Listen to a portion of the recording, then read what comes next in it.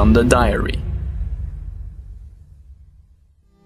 The jury found me guilty of murder. All the evidence and testimonies matched the description that my mom presented in court. I did not go to prison, though. They all agreed to send me to a mental facility where I will be treated and observed further. I was released today. It's been a year, 8 months, and 28 days since our last encounter. Mr. Morgan has been found, chained to a chair that was bolted to the floor in his basement. He starved to death. I wonder what Rocco forced Mr. Morgan to watch in his last days. The video jumps to Mr. Morgan's basement. My twin sisters squeezing a sponge over Mr. Morgan's mouth so he could have a little bit of water that he had to suck through the gag. I see a dark place. It could be my attic. My hands are handcuffed to the pipes. Oh no. Do I smell gasoline? Now burn, sis. Rocco has been one step ahead from the beginning. How has he managed to stay out undetected for so long? He has got to have someone else's help. Now I understand Rocco's comment about finally having the one he wanted. He had my sister. He's very handsome and really nice. He's a little older, but he has the cutest blue eyes I've ever seen. Out came the first baby. She immediately started crying, and then came out a limp sack of bones that as soon as it was out of the womb, twirled and coiled like a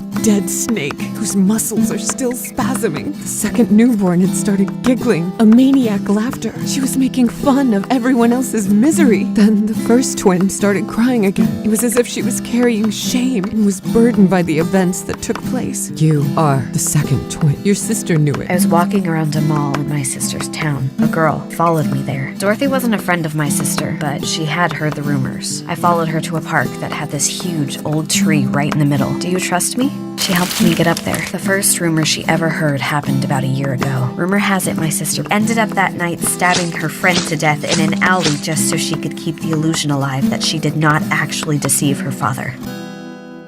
The following takes place on July 14th, 2015.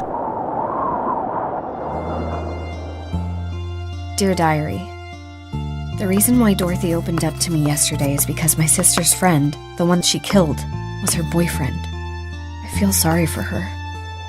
During a moment of silence, we were sitting on the tree branches looking down. I said, "You're a real daredevil, aren't you? Isn't it dangerous to be up here?" To which she replied, "Danger? Ha! I laugh in the face of danger." Simba? Really? Is this girl seriously going to quote each and every one of my favorite Disney movies? I better stir her back to topic. I'm too vulnerable right now for this. According to her, before her boyfriend's murder, there were absolutely no rumors about my sister. In fact, that's part of the reason why nobody believed that she could have done that. I mean, she was a suspect for a few weeks because she cleaned up after herself. Tried not to leave any evidence behind, but she didn't do a perfect job.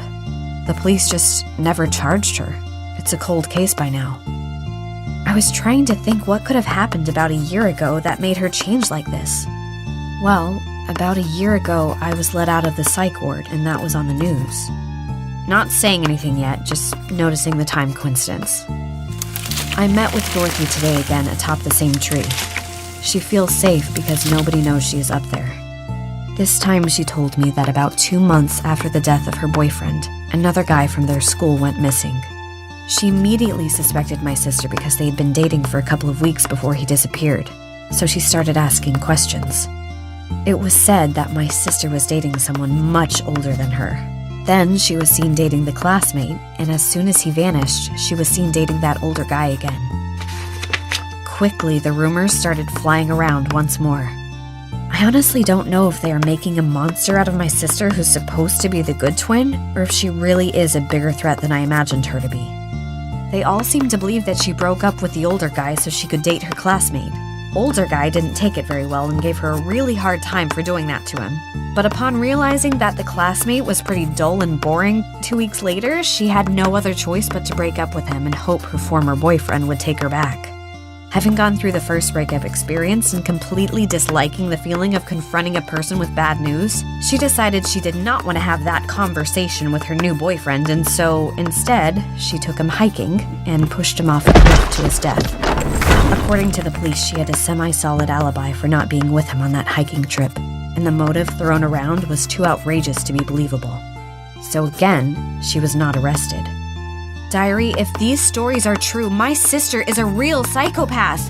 I mean, right after that, we can fast forward to her helping Rocco escape from prison, starving Mr. Morgan, setting my house on fire with me in it, and trying to murder Jessica. I asked Dorothy if the older boyfriend had a unique shade of blue eyes.